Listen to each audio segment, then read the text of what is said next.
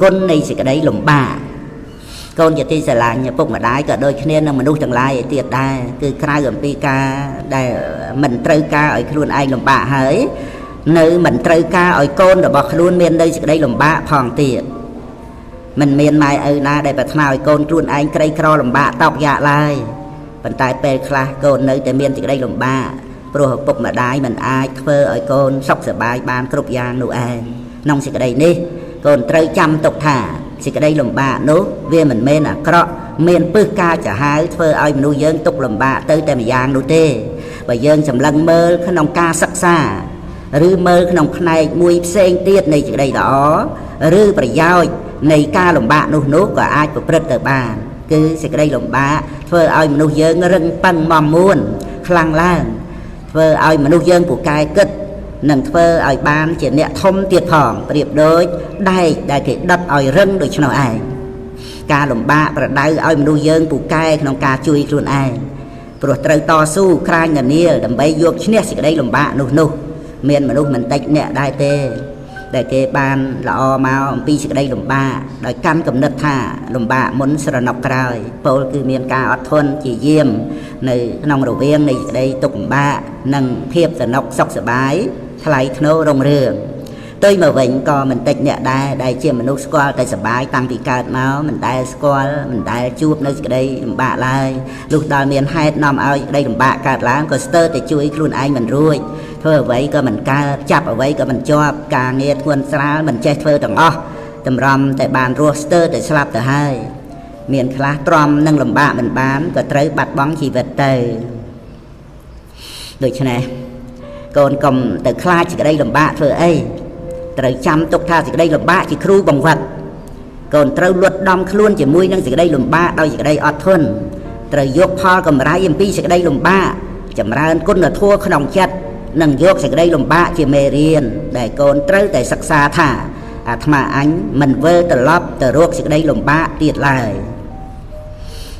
phơn khai pri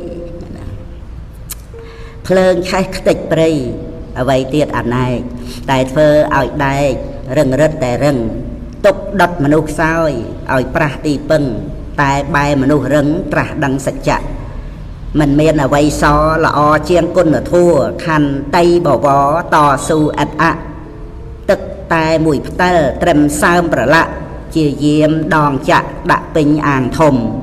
video bài thá nẹt kla on ai tục khăng mình kla pro ai xóm cúm chia diêm khăn tay bà nhà ọp rung nè tục thòng chuột chúng cồn cọp là tập pha ca nghĩa chia tầm lay mà nu vừa ca đôi chu chùm rú ạ phọp chùm nè ốp sạประจักษ์កំណប់គុណធัวជាទ្របជាប់តាមជីវិតមនុស្សដែករឹងប៉ឹងតែមិនរឹងរូស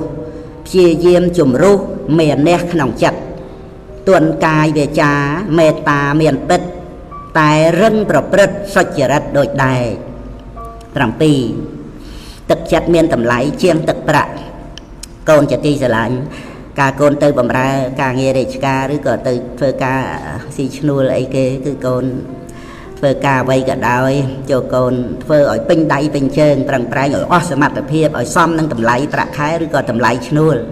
បើសិនបើកូនធ្វើឲ្យលើសជាងប្រាក់ខែឬក៏តម្លៃឈ្នួលនោះក៏រឹតតែល្អកុំធ្វើការក្រំតែដើម្បីឲ្យបានប្រាក់តែម្យ៉ាងកុំគិតត្រឹមតែឲ្យការងារហើយស្រេចតែប៉ុណ្ណោះត្រូវធ្វើការងារដើម្បីឲ្យជាការងារសម្រេចដោយល្អផងទៅជាការសមរម្យនោះយើងគួរជាមនុស្សមានទឹកចិត្តកុំជាមនុស្សខ្វះទឹកចិត្តឲ្យសោះមនុស្សដែលធ្វើការលើសអំពីតម្លៃនៃប្រាក់ខែប្រាក់ឈ្នួលនៃការពេញចិត្តសម្ដែងដល់ចិត្តដែលមិនយកប្រៀបលើគេទោះបីខាតពេលវេលាបន្តិចបន្តួចក៏ពិតប៉ុន្តែសម្រាប់ការងារបានល្អនាំឲ្យចិត្តរបស់ខ្លួនមានការរីករាយជាសុខសេចក្តីរីករាយជាសុខនេះឯងជាខ្លឹមសារសំខាន់នៃជីវិតដែលមិនអាចរកទិញនៅទីណាបានឡើយក្រៅអំពីការមានទឹកចិត្តនៃខ្លួនឯងកាលដែលមនុស្សយើងមានទឹកចិត្តចិត្តក៏រមែងមាននៅទឹកសម្រាប់ផ្សើមឲ្យស្រស់បោះតិចប្រសិទ្ធៈនៅសេចក្តីកំណាញ់និងការចរណែនជាដើមខុសអំពីមនុស្សដែលមិនមាននៅទឹកចិត្តមនុស្សដែលមិនមានទឹកចិត្ត ក្រៅអំពីចិត្តរបស់គេមិនមានការរីករាយជាសុខនៅក្នុងការងារហើយ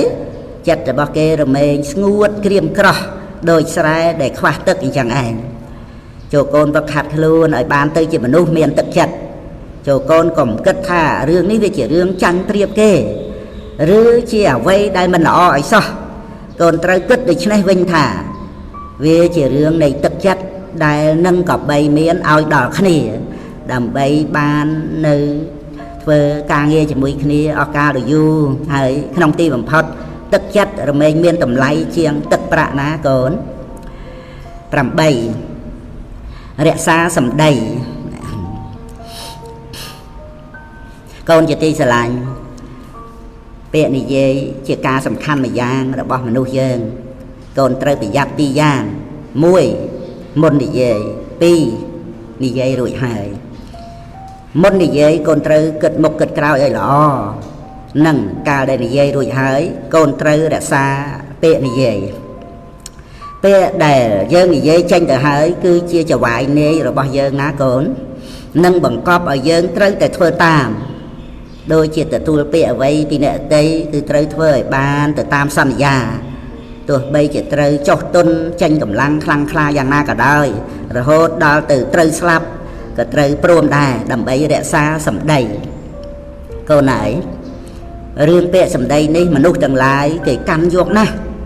បើបងសម្ដីទៅហើយអ្វីៗដទៃទៀតសំបីល្អយ៉ាងណាក៏រមែងខូចដោយទៅតាមដែរឬក៏ត្រូវអស់សម្រស់ព្រោះហេតុតែខូចគេឈ្មោះក្នុងការមិនរក្សានៅសម្ដីដូច្នេះហើយទៅបុរាណពោលថាមនុស្សគេយកសម្ដីដំរីគេយកភ្លុកព្រោះហេតុនេះនៅពេលកូនគិតថាខ្លួនឯងត្រូវលំបាកព្រោះហេតុតែត្រូវរក្សាសម្ដីហើយបើកូនមិនចង់លំបាកគឺកូនកុំចេះតែទទួលពាក្យគេដោយងាយងាយនោះត្រូវពិចារណាឲ្យល្អជាមុនថាការទទួលពាក្យគេហើយអាត្មាអញនឹងធ្វើបានយ៉ាងនោះដែរឬទេគឺត្រូវគិតឲ្យល្អិតល្អន់ស្រួលបួលជាមុនសិននោះយើងបើរក្សាពាក្យសម្ដីខ្លួនឯងទុកមិនបានទៅហើយតើអាចរក្សាអ្វីបានទៅ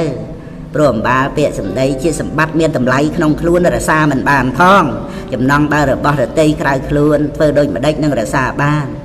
ដូច្នេះតើម៉ែឪដាស់តឿនឲ្យកូនពិចារណាឲ្យល្អមុននិយាយមុនសន្យាអ្វីជាមួយនឹងណានាហើយត្រូវកូនកុំជាមនុស្សភ្លេចពាក្យសន្យាដោយងាយឡើយមនុស្សដែលបង់ពាក្យបង់សម្ដីសំបីដោះស្រាយយករួចខ្លួនបានម្ដងក៏ពិត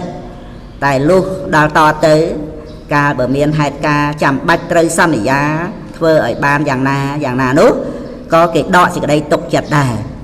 ចូលកូនកុំជាមនុស្សនិយាយលេះលោះ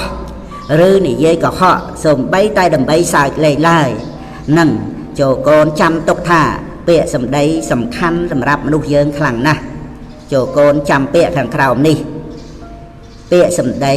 ជាការងារដ៏ធំបណ្ឌិតរមែងរក្សាសច្ចៈនិយាយតិចតែបានការប្រសើរជាងនិយាយច្រើនឥតប្រយោជន៍